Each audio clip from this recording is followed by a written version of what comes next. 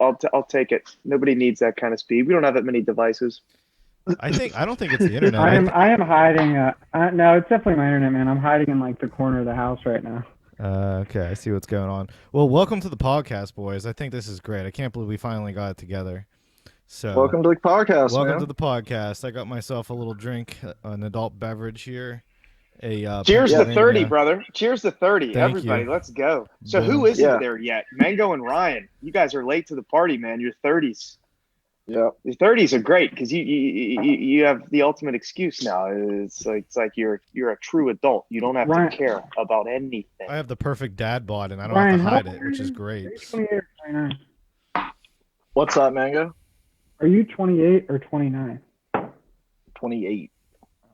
Oh. Yeah, I'm a solid year younger than you guys.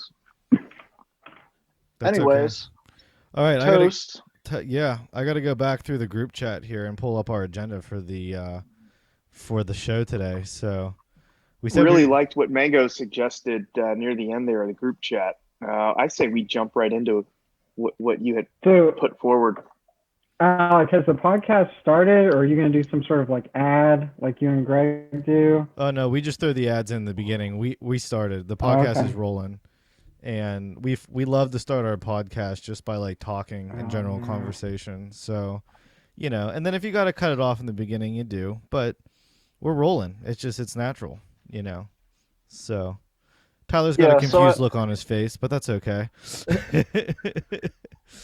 So I think the obvious first topic. Yeah, you're good, Mango. All right. So I think the obvious first topic has to be the Steelers. Yeah, man, the Steelers. Yeah, I got all my stuff set up here. Hold on. Oh, is Mango making a move? Mango. I told Mango that the podcast has started, and then he's like, "Can you guys hear me? Wait, hold on, I'm gonna change rooms real quick." Okay. No. Right. See, Mango, I get it. He was sacrificing connectivity for privacy. Yeah. Mango, you got to spend one day in a Brooklyn shoebox. Again, God damn it. No. I'll cheers that Yingling right there, Alec. That's what I'm talking about. It's been a good while. I've been drinking these real heavy, real juicy, fruity undertone IPAs. You feel me? Ryan feels me. Ryan's got straight whiskey. Out of the official Finback glass. Oh, is that a Nemaquil and Fatbird I see on it? Yeah. No. It's got the cigar holder too. Oh no, I was looking at Ryan's. Yeah. Yeah, you have a nice little beverage there too, Tyler. That looks real fruity. A lot of undertones. Oh, it's beautiful. I think it's a double. Nice and strong. Do you still do that thing with the app where you like take a picture of your beer and like you Untapped. Yeah. That would be a great ad right there. I love Untapped. You've been doing that. You've been doing that for a while, right? I mean, you've been doing that. So essentially, it's people don't realize, but it's a social media platform. You can connect with people. Yeah. I'm not sure if it links to other platforms like Facebook, but probably it might. I really don't take advantage of that feature. What I like about it is I can track every single beer that I drink, where I am. I can take a picture. I can put notes. If I'm ever, with people at a restaurant, they got a big menu, like looking through, hey, I think I've had that before. Boom. Asheville, North Carolina, Brevard County. I was at the cabin, Mango's place. Yeah. We just got done with the hike. Here's 5 pictures of us. I was going to say, this is what I was feeling that day. Boom. When I visited you. How do I sound now? You sound much better. Yeah. All right, let's get the show started. Alrighty. I remember when I visited you in Minnesota, you had that app, and that was like a long time ago. So, Alec, maybe we should kick the podcast off by talking about our time in Minnesota, because to this day, I tell people that was one of the best trips we have ever had. It really was. We biked across the city. So my recollection is we started in St. Paul, Minnesota, on a road bike and a mountain bike, and just switched off back and forth and went all the way to Minneapolis. Met up with some friends. It just so happened to be, the start of happy hour. We got absolutely tanked. Just so happened to be. passed out at a friend's house. You ended up sleeping in the master bedroom. That's right. We woke up late. Yeah. My dad was already at the airport. At the we were going to see a Twins game. How did already we at get the back? airport. We took the train back. We took the light rail. Yeah, we took the light rail. Yeah. We took those bikes right on the light rail, and then I guess I got to be careful. Let me just back up and cover some running rules here. Are we posting? Are we posting this podcast? Oh no, to the internet. We're gonna have to listen to it when we're done and see. Is this going to go out to the interwebs? interwebs? Sure. It might. It might. I really got to. I can't ruin my career here on things I say. Yeah, I think this has to be a dry run for sure. Well, I think we just got to talk about Good to sports. make sure. You know. Yeah, I think we need to have like a second kind of jumping off point. Yeah. And that can start right about now. Yeah, I got it marked down at the 5-minute mark. I'll chop it All right, sounds great. So I think the obvious first topic has to be Tomlin and his massive pussy. Massive. And Absolutely massive. Gaping. I mean, just no balls, no brain between the ears, nothing. Yeah. It probably whatsoever. rubs off on the players too. It does. It probably it really Absolutely. it probably creates a negative aspect, within the culture of the Steelers organization. Oh, I mean, it's all from top to bottom. I mean, it's just, and he just doesn't make those key decisions in the key times, and Mango's shaking his head like he's agreeing because he knows it. He's seen it with his own two eyes. All right. I mean, it's right. impossible. Hold on. It's Wait, impossible I do not want to stop. see it. I do want to stop before, and maybe we start over here. It's like I feel like we have to start the Tomlin argument from the beginning. Yeah, that's where I was going. We can't just be like, for the last 2 years we've been arguing. No, we don't have to start it from the beginning. We could start it as soon as the last game that he was coaching in, which the beginning is some ridiculous. All right, you so can feel free to work game yourself backwards from there, but that's the immediate memory I have in my head here at February 4th, 2021. The Super Bowl's in 3 days, and Tomlin's not there because he's an idiot. Let me just start off by saying that Mike Tomlin is a first ballot Hall of Famer. Second of all, that game... That doesn't make every decision that he makes good. That game against the Cleveland Browns was a total fluke, and you know it. Like, everything went wrong for, like, the first, 20 minutes of that game. And everything went wrong. And great coaches overcome that, Anthony, and he didn't. They turn it around. But he almost did. Almost is the key word of that sentence. He didn't. He should have, and he didn't. You don't let yourself get down by that much is a thing. And then when you actually have a chance to come back if you think about it, it was like first play of the drive too. It would be like the fumble or the snap over the head, right? The snap over the head, yeah. And then he threw a pick on maybe the second play of the second drive, and that was a pick six. And it was just okay. Look, no one's arguing that momentum. With the fact, that momentum is crazy. No one's get out of here with the momentum. Okay, I got 2 words for you, Tom Brady. You can overcome the momentum. Okay, Bill Belichick, you can overcome the momentum. They scored 37 points and lost. Those were garbage points. Those were garbage points. Look, this is my only argument when it comes to that game. The players are going to do what the players are going to do, and the coach has little control over that, except maybe some plays. But when it comes down to punting the ball when it's 4th and 1 and you're on the 40-yard line, what are you doing? That happened how many times in that game alone, let alone over the past 2-3 years? You see decisions like that don't give the Steelers a chance to come back. Right. Period. Yeah, period. And that's the key decision and key time thing I was talking about. He could be a great coach, and I'm not disagreeing that he's not a first ballot Hall of Famer, Anthony. He won 2 Super Bowls, the numbers get him in. But he could have 4 Super Bowls. That doesn't make every decision that he makes gospel. And that's my main problem with Tomlin and listening to him and watching him is because he's got too many yes men around him, too many people afraid to disagree with his opinion because he's a first ballot Hall of Famer. And, you just get stuck in that complacency. And this is how you lose in the first round of the playoffs to the Browns. This is how that happens. I think there's a really good argument for the last couple of years that Fincher was the problem on the offense. Because you hear all these reports of Ben taking over the game to come back, in just the Browns game alone. And it's Tomlin got rid of him. Like, he didn't renew the contract. So, and maybe Tomlin should have had a bigger role in the offense, but maybe he should have fired him.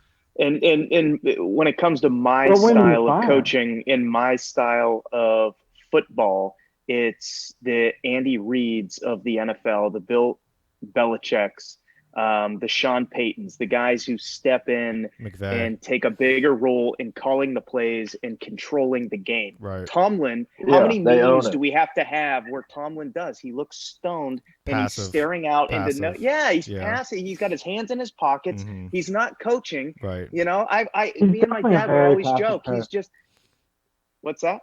He's definitely a very passive coach. Yeah. Like, I've never seen him get upset. Like, he never yells. So, and like, maybe that fires. You gotta have it. You gotta have it. And that's just it. It looks like he doesn't care. He gets these cushy contracts. He gets these extensions. Like, that's what we've been talking about in Pittsburgh radio. I know you guys are out of town. Ryan's kind of in the Pittsburgh radio sphere here. I don't know how much you listen to 93.7 The Fan like I do religiously. But, like, that's all that, like, they're writing about and talking about is, like, why is he getting this contract extension?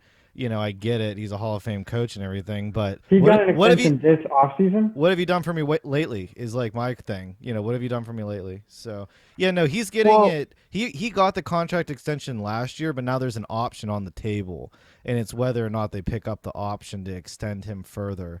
And it's just, and this is the other thing that I didn't know about the Steelers that I picked up from listening to way too much sports radio is Tomlin is basically given an amount of money to spend on his coaches that he can do whatever he wants with. And apparently, allegedly, from what I've heard, the coaches of the Steelers are like the worst paid in the entire league. And it makes sense because, like, Tomlin's probably not, like, he's not the CEO. Like, he's not doing the management thing, top-down thing like he should be. And they're not spending money in the right spots with coaches, and he's probably overpaying some of his friends. And I think it shows. I mean, they have a sloppy product out on the field. There's no doubt about it. And another thing, to say that when the team just started 11-0. Yeah, but they ruined it. It was a terrible ending. It was a terrible ending, and let's be fair, about the Steelers this season, there was way too many defensive injuries. Like, there was nothing we could do. Like, we lost Spillane. We lost the linebackers. Yeah, I know. The linebacker. We lost 3 linebackers. But you know what? It's not an excuse. We lost Bush like halfway through, but we like somehow overcame that. And come on, man. This is right. JJ Watt. Come on, get out of here, JJ Watt. Every NFL team, every single NFL team is losing players on the offense. Yeah. They're losing players on the defense. That's not that many star players. Not that many star players. That's a part of the season. You have to anticipate that. You have to have a plan. They lost two defensive players that call the play. Man, Mango's got shitty like that. I mean, like it was 2 players that were calling the plays on the field for the defense, and he had to go through that twice in a season. Yeah, like it's just like that's not. It's a valid point, but it's just an excuse. I don't know. I mean, what were you saying, Ryan? What were you saying, Ryan? Hold on. It's not an excuse to lose to the Browns. Yeah, your argument is about as good as your internet connection there, Anthony. I'm trying. Yeah, that was good. That was good, Tyler. That was good. I tried to mute him. I couldn't even mute him. That's how bad his internet connection is. But Mr. Lindsey McConney. But like you said, Alec, like, yeah, he's a Hall of Famer, but he's been the coach for how long? 13 going on 14 years? Yeah, like, since 2008, I want to say. 7? And yeah, one of those Super Bowls, you have to give it to him. The other one, he won with Bill Cowher's team, basically. Right. And you know what? It's the Pittsburgh Steelers. Like, you're always going to have good players. You've had Ben, which is a Hall of Fame quarterback for how long? And you only have 2 Super Bowls? Yeah. And one of them, I mean, you get half credit for, as far as I'm concerned. Yeah, it's hard to win the Super Bowl in the NFL, and that's a valid point. I mean, you have some really good quarterbacks out there that never won one. Dan Marino is the first one that comes to mind for me, but it's like now you got Tom Brady going for his 7th, I want to say. Yeah. So it's but Dan Marino played for the Dolphins. That's true. That's a good point. One of Pitt's greatest products, and he had to go down in flame like that, but. Well, Have the Packers won a Super Bowl with Rodgers? Just one. The one against us. Yeah, that's right. It was against the Steelers. For whatever reason, I just have no recollection of that. But you sound so much better, Anthony. Back, boys. Yeah, well, I'm on the iPhone now. Yeah, and the quality is so much better too. So yeah, that's better. Mark it down at about the 15-minute mark. You can notice the improvement. But I want to take this opportunity to move on from the Steelers. I'm sure we could reference back to them here a little bit. And I'm going to go to one of Mango's questions that he threw in the group chat. I'm going to start off with Ryan. Ryan, if you could play any sport at the top level, what would it be? What would be your position, and what team would you play for? I think it's a great question to start out with. No, I'm putting you on the spot, so I'll talk a little bit to give you a minute to think. But that's a classic Mango question, so I loved it. Yeah. So I mean, I think I would have to go golf, honestly, first. Make the most money. But I mean, if I had to go like traditional team sport, I would probably say NBA. They're the highest paid, least injuries. Most sissy. You know, I don't know. There's something I really like about the NBA. It's a whole nother star level. What position would you play, Ryan? Would you be like center, shooting guard, power forward? I would probably say either shooting guard, power forward. I mean, I'd be a center. I would just go and then wreck people. I definitely I'd throw my big ass out there, just box out, get rebounds all day. Whoop whoop. Yeah, I mean, I definitely like shooting the ball. So probably. Tyler, what about you? What's your sport position team? Oh, you didn't say team, Ryan. Sorry, I have to hold on. Lakers. Okay. Lakers. Easy. So there was a big chunk. There was a big chunk of the group chat that I went out for a run.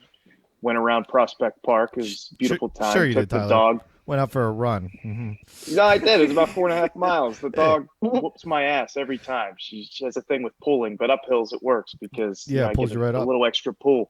So I was not prepared for this at all. But off just the cuff, if I had to say, it would definitely be football. It would definitely be the quarterback. Okay. You know, I want to.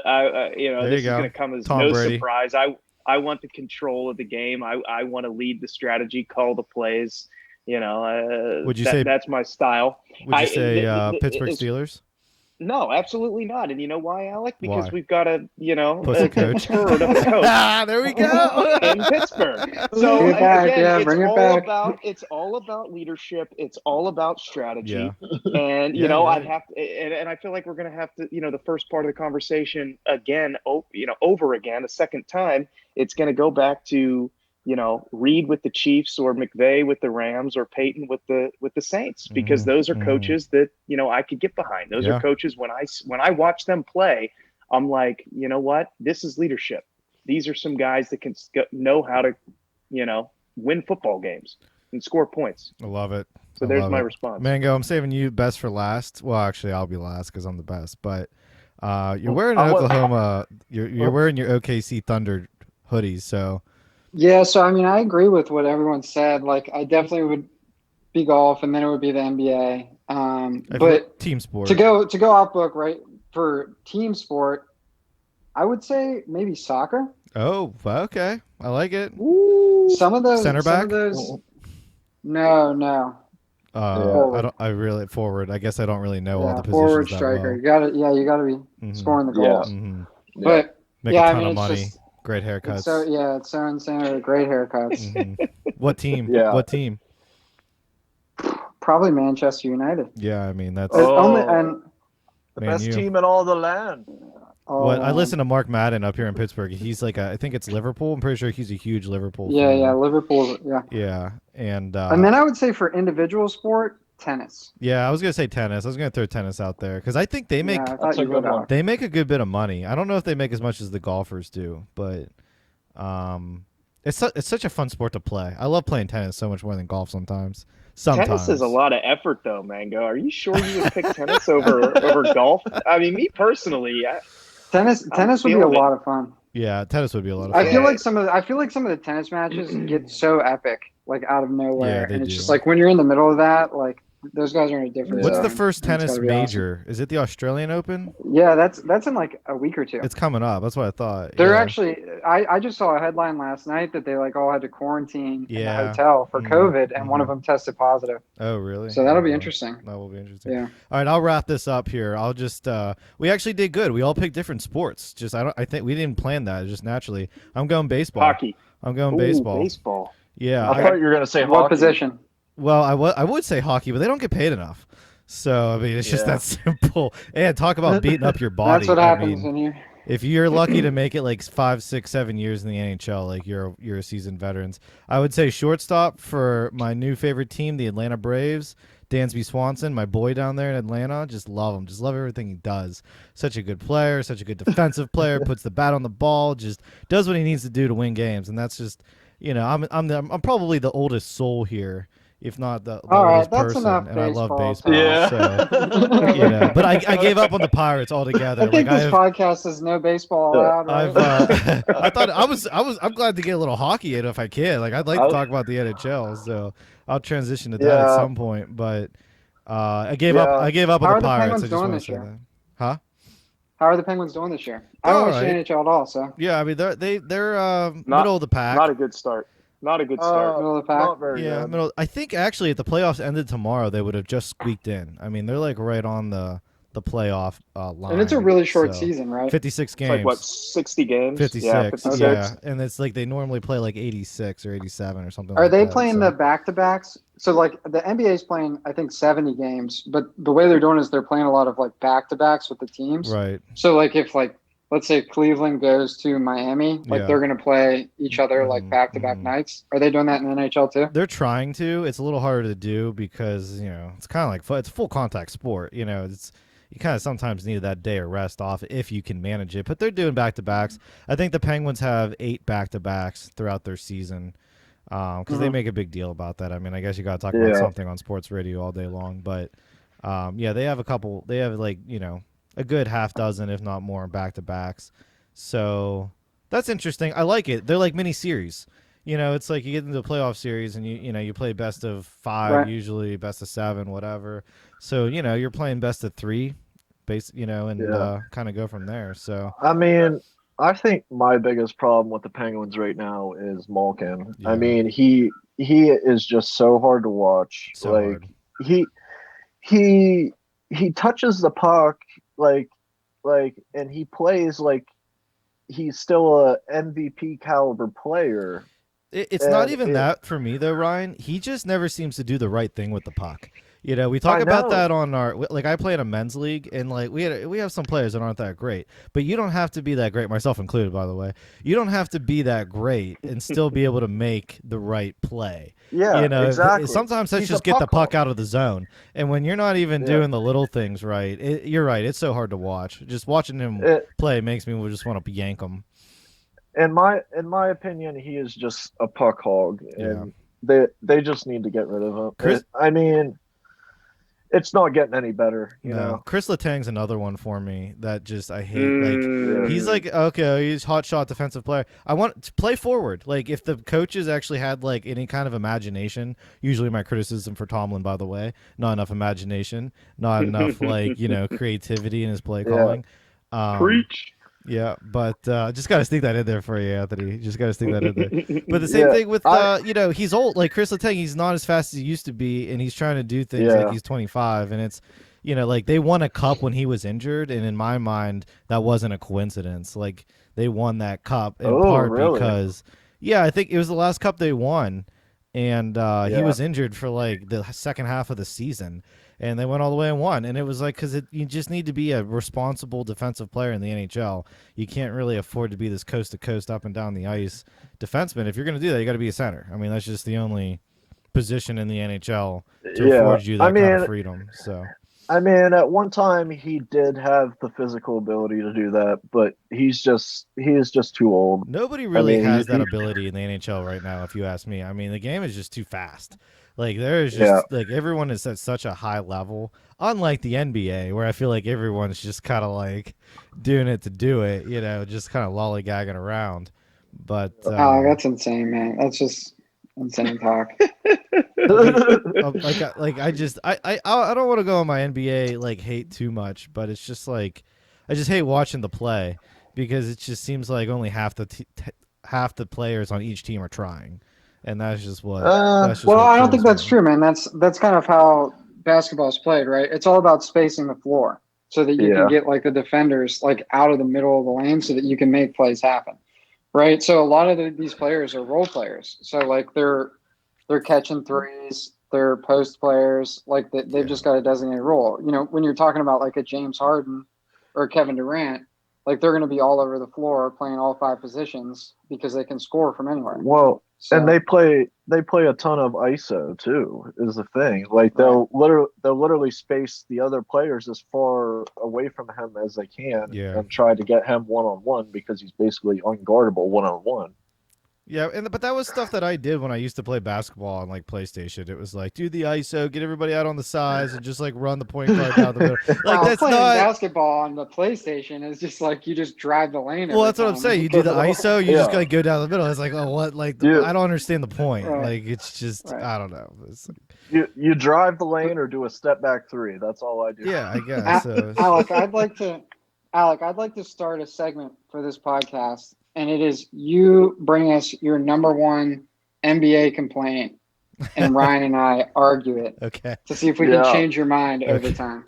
Well, there you go. There's my first one. Too much ISO. Great point, Ryan. You know, so Tyler. I mean, I don't know. I kind of like the ISO because that's when you really see the great players shine. Yeah, but it's a team sport. Like you're just, I don't know. There's plenty. But they're not always playing ISO. I know. Yeah, I'm just saying there's too much of it. There's just too much of it. Like too much Ben in the shotgun. There's just too much ISO in the NBA. It depends who you're watching. If you're watching James Harden play, you're gonna see a ton of ISO. And it only turns into ISO towards the end of the game, right? They're playing zone defense for most of the game.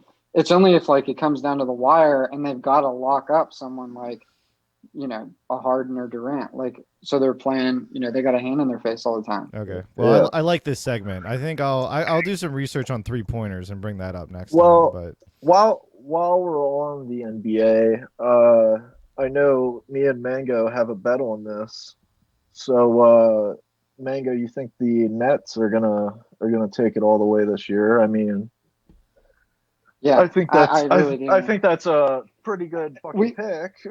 we should say that we made the bet before the Harden trade. Well, we did. So would you have taken the bet? Would you have taken the bet after the Harden trade? How much was the bet for? Do we remember? I think it was like $20, $50. $20 sounds right to me. Yeah, I definitely would have thought about it a lot more, but I still like the Lakers, honestly. I mean, I think they could, you know, they pick up a couple shooters. They have the pieces to beat the Nets. I mean, if they can really figure out their chemistry and, you know, how to play like a team. I mean, obviously they're the team to beat, you know. They're already offensively historically one of the best teams of all time. It's crazy. Their efficiency and points per game. Tyler, I didn't want to pass you up on the hockey talk because I'd like. No, it's all good. It's all good. Do you watch the NBA? I mean, Tyler, like, am I alone and the only one not watching the NBA? Right well, I watched. UFC. Okay. Ryan is going to answer my question for me. Thank you, Ryan. I'm not answering. No, I do. Recommend I do catch an NBA game here or there, and actually I caught one of the first Brooklyn games, and I was texting you guys. I was blown away at the roster. I could not believe how stacked. Yeah, I live in Brooklyn. Mm-hmm. Come on, right down the road, 12 blocks. There you go. Is the Barclays Center. Too bad you can't get a ticket. Too bad I can't get a ticket. Yeah, thanks, Governor Andrew Cuomo, you psychopath. Did you watch the game last night, Tyler? No, no, I haven't. I actually have a real beef with YouTube TV. What games I get, what games I don't get. I probably would have gotten last night's games, but a lot of the Penguins games I haven't been getting. It's just been a real struggle for me. But no, I actually just canceled my subscription. Come February 28th, I will have no more access to see these games. But No, it is fascinating. And I think Mango brought up a really good point the other day about how, the NBA, these teams just go all out, and all of a sudden, in a given year, you've got a new superstar team that is just filled with nothing but the greatest players, and they make a run for the championship. And I think that's really cool. And I love that. And right now it happens to be going on in my backyard. Yeah. So we'll see what happens. Yeah. Who's on the Brooklyn side of this? Who's on the Brooklyn side of this bet? Is it Ryan or Anthony? Right. It's me. Mango. Yeah. What is the bet exactly? I mean, it seems to be like, I thought that was a great point, because it is like something that's happening in the NBA recently is like teams are going all in to try and win a championship now. And that means like selling the farm. Like the Clippers gave the Thunder like 6 first-round picks for Paul George, right? Because they're trying to match him up with Kawhi and win a championship now. So it makes the league a lot of fun. Free agency in the NBA is almost as exciting as the games. It's a fun league to follow. My thing is, we'll convince you, Alec. What was that? We'll convince you. Convince me of what? That the NBA is a good league. Oh, no, that's not what I was going to say. What I was going to say is I would never say that. Come on. I was going to say I can't believe a salary cap league like the NBA is able to do this. I mean, it's a pretty big cap. It's $109 million. I was just looking it up. And for only needing 5 players on the court really at any given time, that's pretty high. The NHL's is only like $79.5 million. But you have a full roster. Like you have 4 full lines to go through. So I just think it's ridiculous that you can stack a team in like a cap league like that. So the interesting thing about the NBA is that it favors the superstars, right? I don't know if it's like this in the NHL, but there's a lot of like milestones that you can meet that make it possible for you to get like a larger NBA contract that doesn't hurt the cap space as much. Right, so like being an all-star, being an all-NBA player, being an MVP, like all of those count as like positives both ways, and that the players can sign bigger contracts and it's less of a cap hit. So they get creative like that in hockey a lot. Like right now, for example, Sidney Crosby, I think his salary is like $8 or $9 million a year, which is nothing compared to the NBA if you think about it. And he's one of the superstars of the game. But his cap hit for the Penguins this year, $3 million. Because they were able to sign such a long contract over a course of time. And I've heard this before, because you always talk about baseball and there's no cap and everything, and how big of a difference that really is. But because you can get so creative with the caps, and like move the money around and have different cap hits per cap year, it's like you just have really smart lawyers figure this out. Like you might as well just not have a cap. But I won't say that. I won't go that far, because it's brought 3 Stanley Cups to Pittsburgh in the NHL. Yeah, if you didn't have the cap league, you would never, Pittsburgh would never have turned into a hockey town. So I think that, is my, like, I'll just always. Well, there's always, you can't leave out the fact that there's always strategy. And this goes back to my fantasy football strategy. This is part of the reason why, over the years against you guys, I've done pretty well. It comes down to the rookies. It comes down to how you draft, and it comes down to getting the players who are worth so much more than what they've proven in that league. And if you can get that superstar right out of college, and he's worth a contract 10x what he's getting paid, and you can have him join forces with a superstar team, then you can make a run for a championship. And I think that goes for all sports, including the NBA. I mean, you look at what the Celtics did with what's his name, that young player. What the heck was his name? Jason Tatum. Jason Tatum. Like, Jesus Christ. I mean, you talk about a superstar. You talk about a guy who's electric on the court, who they were paying nothing for, who was just killing it. Yeah, he was with Kyrie. Development, player drafting and development. I mean, and that's still a big thing in baseball. I know you're trying to boycott baseball talk, but who's fantastic at player development, Alec? Who's Mike Tomlin. Is he though? Is he? Yes. Because I'm pretty sure his draft class has been dismal over the years. So he's had a lot of busts. Talking about, man, he's had a lot of players develop. I mean, look at Antonio Brown. Bell was like a 3rd rounder. Like, look at all of the linebackers that they've drafted over the years that are just, I mean, TJ Watt, defensive player of the year. I don't know how you credit that to Mike Tomlin, though. I mean, I think his that's player more of development a. skills. No. I think that's more of. We can have a longer article. We can have a longer argument about this, and I'll bring up the draft picks point by point and just happily, refute them and everything. I'd love to, Alex. Because he has way too many busts. What I would love an opportunity to transition into Mango's last recommended. Yeah. I was just going to transition, so good call. Which was something about top 3 best athletes of all time. Was that right? Did I get that right? Yeah, I was going to try to get some golf talk in first before we went there. Yeah, should we talk about the Masters first? We should definitely get some golf talk on. Hey, did you guys watch the last one with Patrick Reed, his embedded ball controversy? Yeah, top 3. The fans. So I feel like we should definitely say that we are all huge golf fans. Yeah. We play as much as we can. As much as we can. Obsessed with golf. Yeah.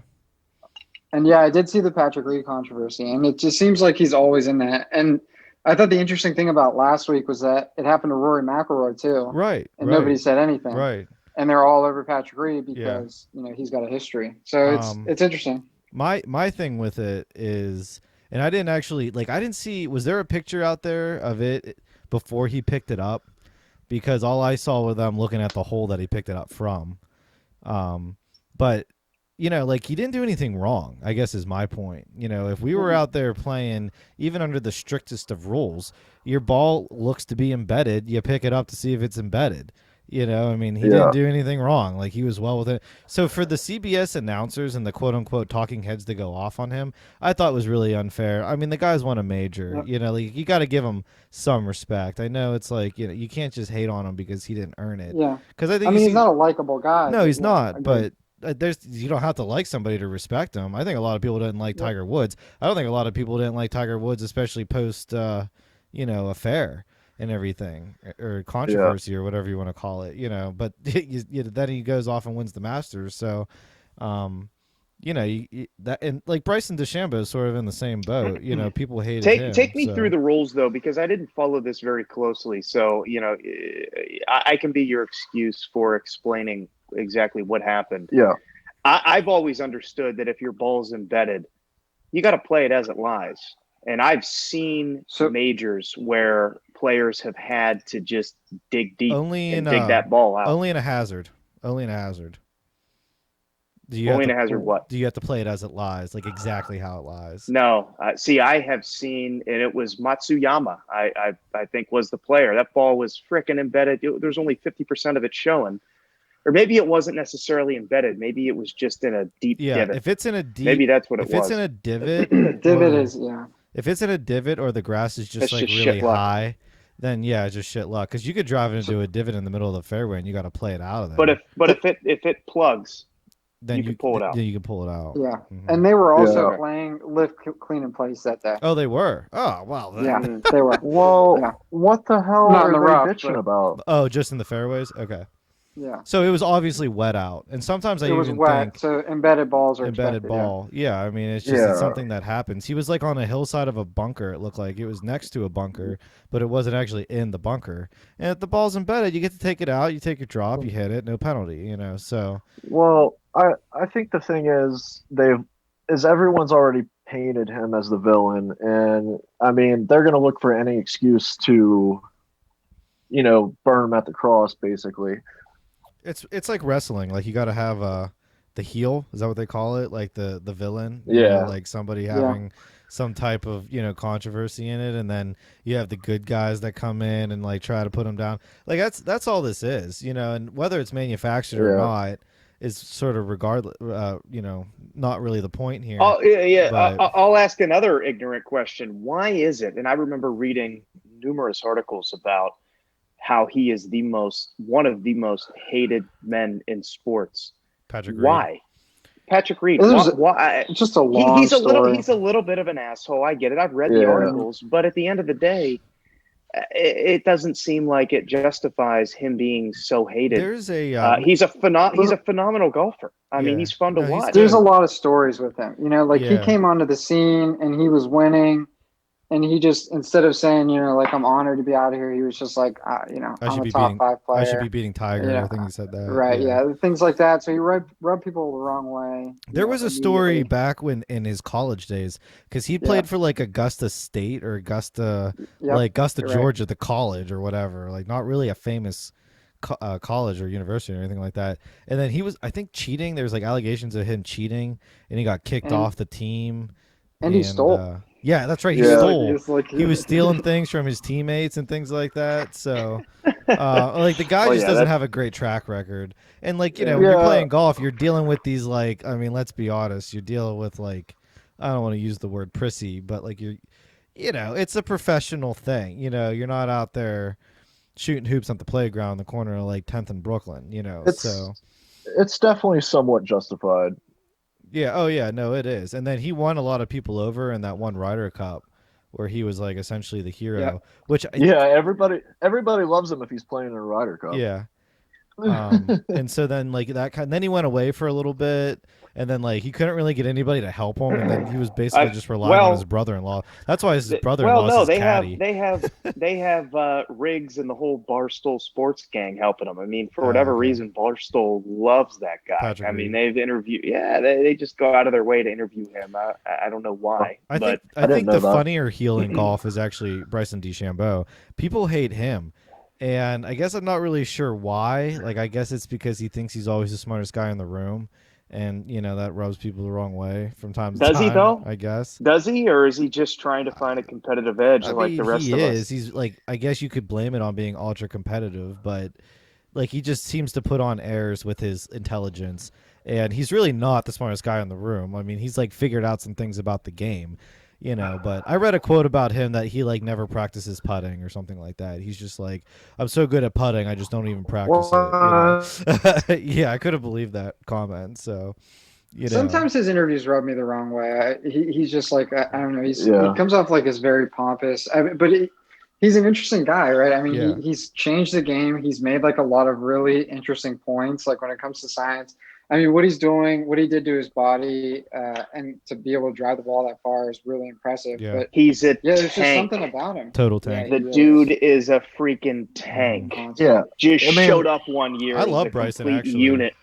He's not a heel for me. I like him. I like watching him. He's entertaining. I didn't like him until the past couple of years, where he just showed up as a freaking unit, just smashing the ball 400 yards. I thought that was the coolest thing I've ever seen. His big thing from the beginning was he had all the clubs the same length, other than his driver. I didn't like that. His driver. I thought that was spitting in the golf, the tradition of golf. But you know what?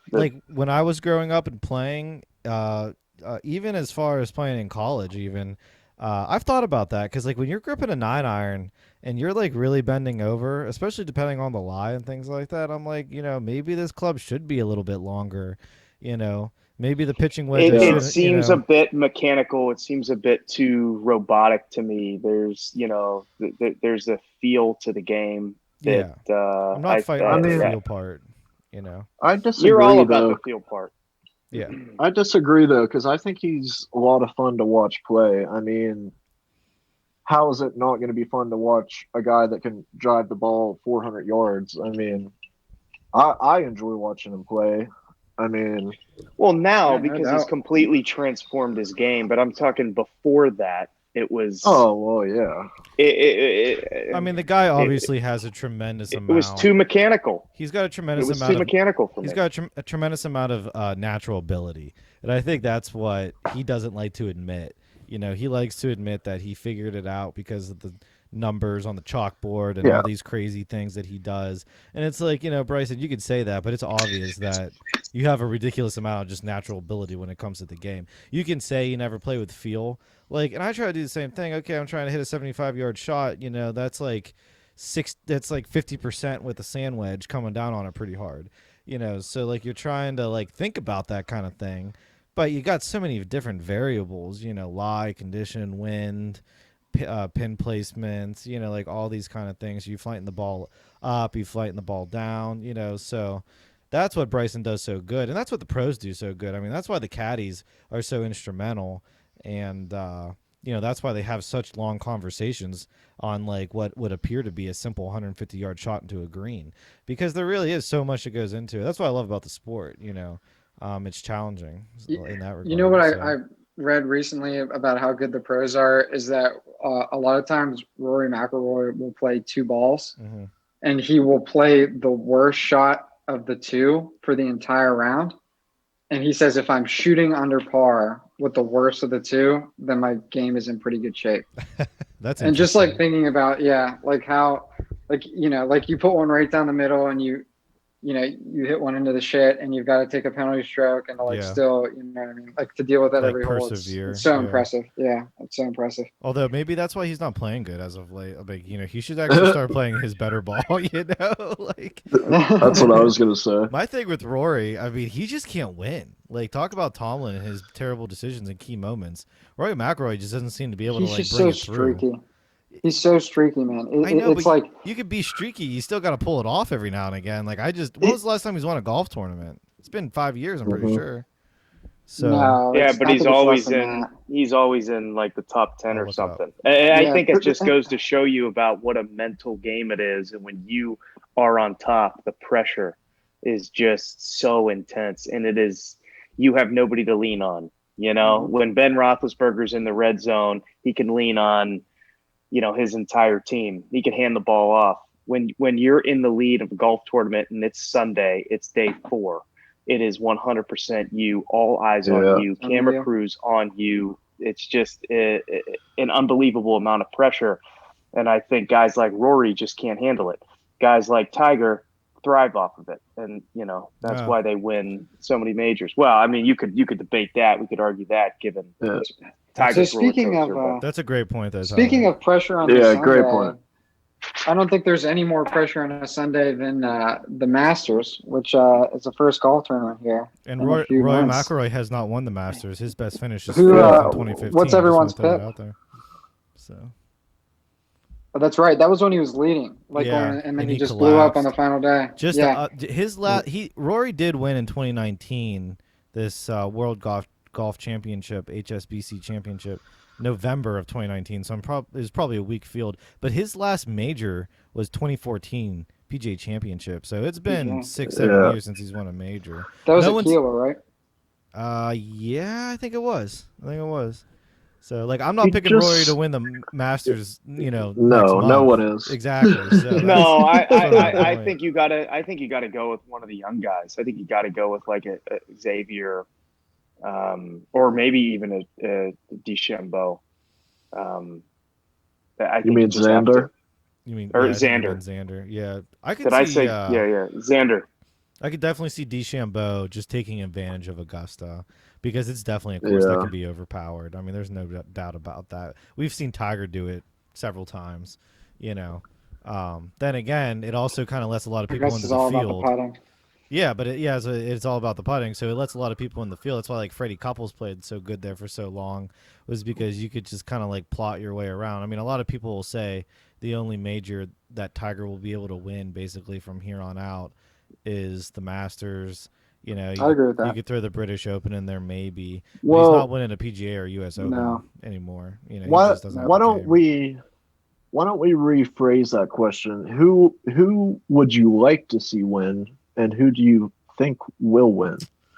That's a good. Who do you give the best odds to? Yeah, and who do you want? Yeah, I like that. I'll give the. So Tyler, finish up because he started. So let him finish. So what are your picks, Tyler? It kind of blows my mind that the Masters is coming up so soon, because I feel like we just had it.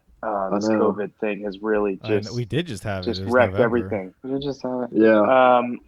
Let me tell you who the number one in the world is right now is Dustin Johnson, followed by Jon Rahm, Justin Thomas, Xander Schauffele, Colin Morikawa, Rory McIlroy, Tyrrell Hatton, and Bryson DeChambeau. There's your top. Whatever listed. How's Thomas not in there? He was number JT, 3. Number 3. Justin Thomas, number 3. Okay, I missed him. Yeah. So I'm biased a little bit. I just think JT is due. I love that guy. I love his game. I love his competitiveness. So I think that's the guy that I would like to see win. But as far, I don't know. I think the winner always surprises you on a big event like this. So I got to go back to Xander, my boy Xander. You got to go back to the young guy. He's further up than I thought he would be. I mean, he's fourth, right behind Justin Thomas. So. Man, he's been playing well for so long, man. Yeah. I would say I would have given Thomas the best odds to win because I just think he's the best iron player like I've ever seen besides Tiger. But I mean, he's dealt with some shit this year, like losing the sponsors and everything, and you don't know if that is going to mess with his head. So I would probably say someone like, oh man, yeah, probably Xander would be way up there. Maybe Morikawa. I was just gonna say, definitely. I was gonna bring up Morikawa because I know you and I are just obsessed over him, Mango. Just watch the guy play 2 holes. Incredible ball striker. Oh my god! I mean, so pure. Reminds me of Adam Scott a lot of because I mean he just everything's pure right off the club face. I mean his iron play alone. I mean he could be one of those players. Take a driver and a 3-wood out of the bag, and he would probably win every week. I mean it's just crazy. Oh, this is me. This is me. I was like, wait, who's more? Oh, yeah, that's you. You're the yeah, that's right. This is my lookalike. That's your lookalike. Yeah, that's right. I forgot we did that. So I guess that's who I'd like to see win, Morikawa, just because I think he's so good. But I think John Rahm's gonna just take this one. I mean, he's just a freaking beast. That's a good pick. I love John Rahm. I love that guy. I love his swing. I love that little 3/4 cock and load thing that he does. Oh yeah. So it's just can't get enough of it. It's so consistent. You know what I'm saying? But he plays well. He kind of needs to get out of his own way a little bit, but I think he'll pull it together. Yeah. He's a little too emotional out there, but he's Spanish. I mean, he can put it together. That's true. He's Spanish. Like us Italians, we get emotional out there. Speaking of Italians, I think Francesco Molinari is kind of back. He took a whole year. Hold off. up, Alec. He took a whole year. You didn't let me get my pick in. Okay, I'm just I brought up the Italian golfer. So. Well, actually, that's good you brought that up because I think John Rahm would actually be my pick to. That I would like to see win because I mean, I just love watching him play. He plays with such intensity, passion. He's got it all. He just loves. You can tell he loves the sport. Yeah, loves the game. He really does. Loves the game. And if I were gonna pick who I think is gonna win, it has to be DJ. I mean, he's number 1 in the world. Ever since Brooks got it in his head, he is just completely went off, and I mean he's finally living up to his potential. I mean he's so physically gifted and he has wasted it for so long, and I mean it's fun to watch him actually take advantage of all of his gifts. When DJ is on, I don't think there's anybody. He's unbeatable. He's unbeatable. They had his repeat on when he won at Oakmont. I want to say it was 2016 or 14. I should know this because I should know all the Oakmont years. 2016 or 17, yeah. Yeah, I think the one shot that sticks out to me at that tournament is when he was coming up 18. I think he had a 1 or 2 shot lead. And it was does he have it in the bag? And he hits that iron shot to 3 feet. Yeah, definitely. Just secures it. Was that the shot? And I had to take my earphones out. I don't know if you guys can hear me okay, but was that the shot where the camera beeped when he was in his backswing? That was on the 18th. That was right before. Remember that. I don't remember that. I don't remember that. Was that in the final round? Yes. Yeah. We'll have to fact check. I don't know. I mean. It got disconnected. I had to rejoin, so I don't know what tournament you're talking about. We were talking about DJ winning at Oakmont in 2016. I do kind of remember some controversy, but I don't remember that. I'll always remember that tournament because I went. I want to say I went on Saturday. I'm pretty sure. Yeah, because I wasn't there for the final day. No, you know what? No, that wasn't the tournament because that wasn't the one where Paulina had that teeny tiny little plickety plack, little plaque. No, that's the same one. No, that's that one. That's that one. Yeah. Look it up. Look it Yeah, up. I should have told. Yeah, It was that's the most iconic shot of the tournament. That is the most iconic shot. Of the I saw and one. he was pretty much on his backswing, and the camera, it beeped. And I even remember the camera guy was like, my battery's good, everything's good. I don't know what that was. And kind of DJ gave him this look like, dude, you're losing me, hundreds of thousands of dollars here. What are you doing? And then he stepped up to the ball again and just ripped this dead straight, just perfect ball, like you said, Mango, within 5 feet or something. Just absolutely insane. Talk about a guy who can perform under pressure. Get out of here. I'll always remember that tournament because I saw Wayne Gretzky in the crowd. Like somebody with a Canadian jersey, hockey jersey. They had a Canadian hockey, and they were just following him around, like basically stalking him. And he had this like cap on and like sunglasses, and like I don't want to say a bodyguard, but probably a couple buddies that were just trying to like keep people away from him, But he was just right there in the crowd with the rest of us because that's the unique thing about golf. There's no like stands, like there's no box seats. I mean, there kind of is, but if you're actually following like a grouping around, you got to be out there with the rest of us in the mud and the grass and crossing the fairways whenever they put the ropes down, kind of things like that. But that was really cool to see Wayne Gretzky in person. Really small guy. I mean, for like the great one or whatever, I was like, man, I could just like throw this guy on his back right now. But he's also probably, I think he's in his 60s now. Pretty sure. Old, yeah. So, Finesse. Yeah. So, all right, let's wrap up this this podcast. What was your Mango? You had a hypothetical about Augusta. It was like, would you rather play these? holes or those holes? No. So I feel like, that's a good one. But I feel like we should at least talk about the Super Bowl and then wrap up with the one. What's your 3 favorite sporting events? Okay. All right.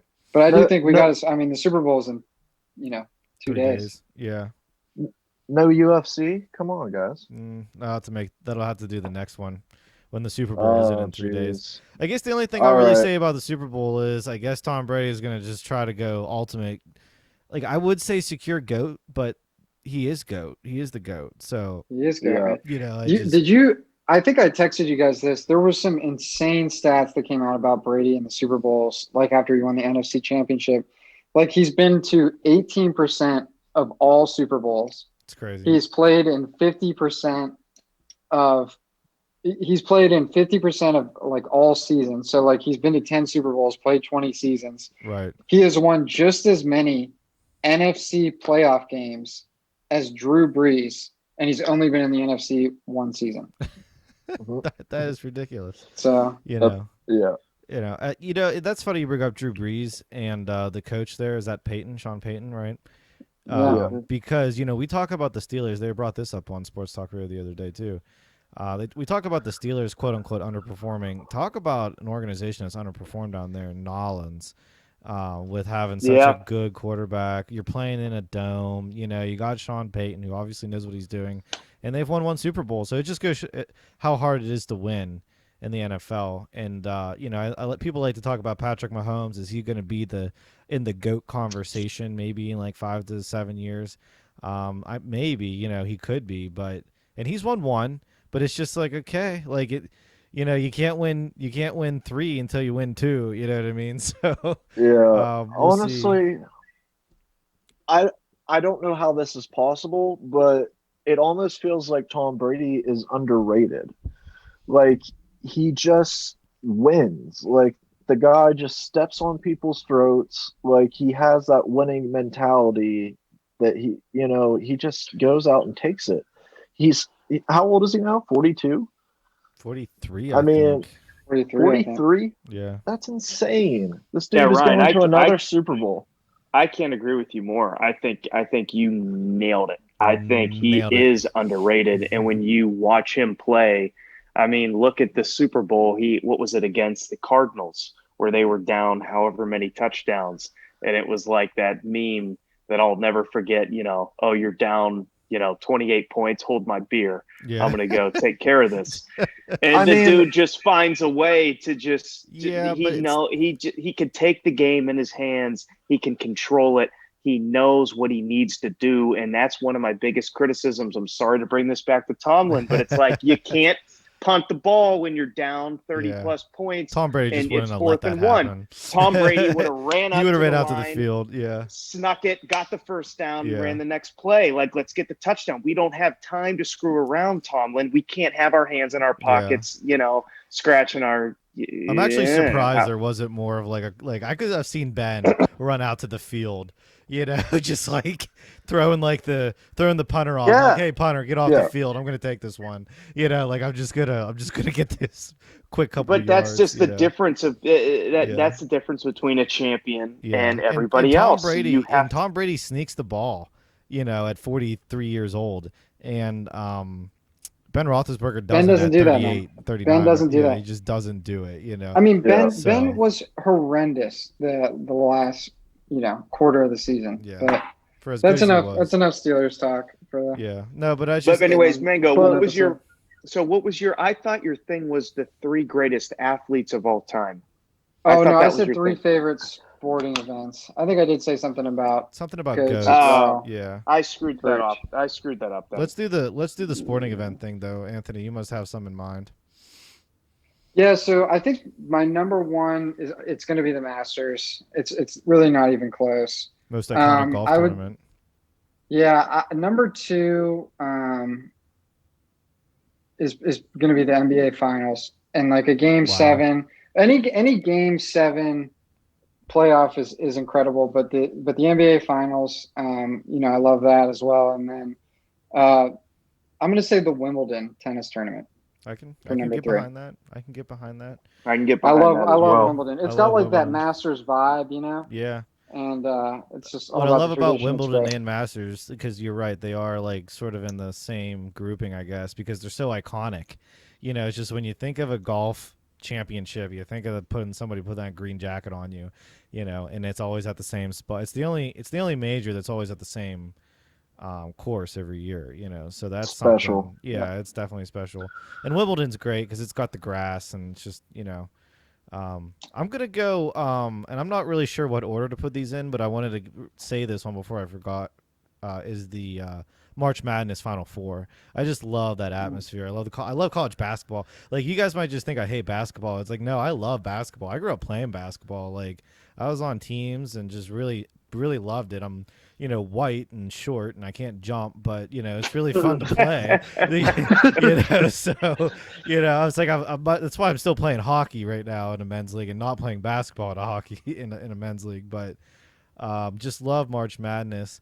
I'm trying to think, like, debating between the Masters and Wimbledon, like between one of those two. I guess I'd throw it in there. I guess I almost like cheat. I can't take them as a package deal. It would have to be the Masters for me because I love golf so much. And I guess I'll bring baseball back because I just still love the sport so much that but to borrow your point, Mango, it needs to be a Game 7. Like, it's just like Game 3 of the World Series isn't doing it. There's nothing like a Game 7. Yeah, so if you do Game 7, and I'll do like NL or AL championship or the World Series, just give me one of those Game 7s, preferably with the Atlanta Braves in it, and I'll be watching all the way. It'll take like 7 hours, but I'll watch every minute of it. So, Ryan, you wanna go and then win with Tyler? Yeah. My number 1 would probably be Masters, but I've already been to one, so I think I'm gonna go rub it with. In your face.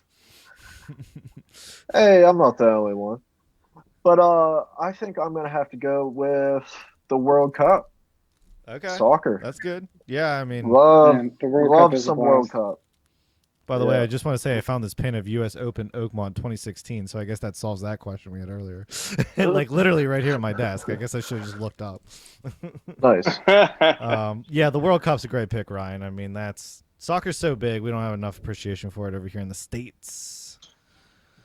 Yeah, the World Cup is just special to me, especially like, the championship, the final game. I mean, it doesn't really get any bigger. I remember watching. I had a broken arm one summer. I had a broken arm, and Italy won the World Cup, and I watched every single Italian game, and it was awesome. That would have been 2004 maybe. I mean, it would have been way back there, like somewhere around the year John Kerry was running for president, like way back. I remember back in 2014, I watched like a group stage game, and it was between Mexico and I think Peru. Okay. And they played to a 0-0 tie, and it was a blast to watch. It was absolutely blast. I mean, or nil-nil as they call it in soccer.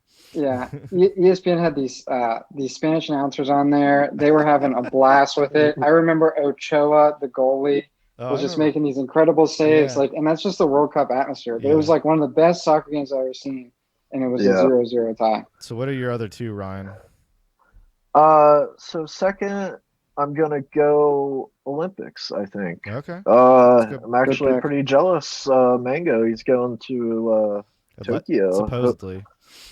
Yeah. Hopefully that happens. Hopefully the world opens. And then I gotta end it with the Masters. I mean, it's just a special place, man. I mean, it just is. And you've been there, so you can say it with authority. Everything about it. Yeah. Special. So I can say that, wholeheartedly. All right, Tyler, take us home here. What are your top three there? Yeah, so I would say number one, without a doubt, is the Masters. I've been there twice. Once in 2016. We have a good story about that. That was a practice round. No, but I don't think that was. I think it was 2018 that you actually. I was with you guys. It was the Sunday round at right? Nemacolin. Yeah, it was Sunday round. It was a Sunday round. Shout out Nemacolin. And every single one of you contributed. Yeah. Yep, Alec, you probably contributed the most by giving me your car. That was incredible. Left, at like 3 a.m, got an hour of sleep, took your car, just ripped that thing through the mountains, just had a blast, got to the Pittsburgh airport, flight to Atlanta, I think. Probably yeah. Then Atlanta. I jumped in a truck and just drove, and then met Rick Crit. Is that who got you in? Yeah, he had my pass, wow. And you're not allowed, as everybody knows, you're not allowed cell phones there. So he was calling me with the landlines, and he was just keeping me updated every now and again, giving me calls, and we timed it perfectly. I mean, as I parked and as I was seriously, it's incredible. As I was walking up to the gate, he was walking towards me with a Berkman's pass in his hand. Sunday Berkman's pass. Wow. I mean, the Berkman's pass too. So I don't remember that. I didn't. Oh, you don't remember that? No. So you got the full. Pass. You got the full experience. Oh, Alec, I got the full experience. I got to shake Lynn Swan's hand. I got to shake Condoleezza Wright's hand. I got to. I'm more jealous than I thought now. Hang out with the caddies. I got to putt on the greens. They have replicas of certain greens, and they tell you how to read them. You want to hit it this hard or this direction. Man. Oh my goodness, it was just incredible. Everything about the whole experience is incredible. It's all free. We'll have to We'll have to recant that. We can do an entire. We can do an entire. That's like a whole segment on that. Right there. Get to your other two sporting events before we all like. So I would say number two, without a doubt, would be the Super Bowl. Come on, get out of here. Oh yeah, we didn't say the Super Bowl. I can't believe we got through all this. If you were to compare sporting events to like stores of value, I would say the Super Bowl is like the gold standard, right? Super Bowl is gold, right? It's been around forever. It's always been valuable. It will always and forever be valuable. Nothing could ever beat the Super Bowl. Everybody's going to get screw Fauci. And his frick, and I hate to take. Are they going to let fans in? Are they going to let fans in? But no, he's this is not the time to 25. Get together on a Super Bowl party. Hey, Fauci, go suck a dick. Okay, 2 years in now, I'm finally going to just go out and say it. Go suck 1,000 dicks. Tell me how you really that's feel. The most ridiculous thing. Back in March a year ago, it was we're just flattening the curve, and now it's a year later, and now still nobody can go do anything.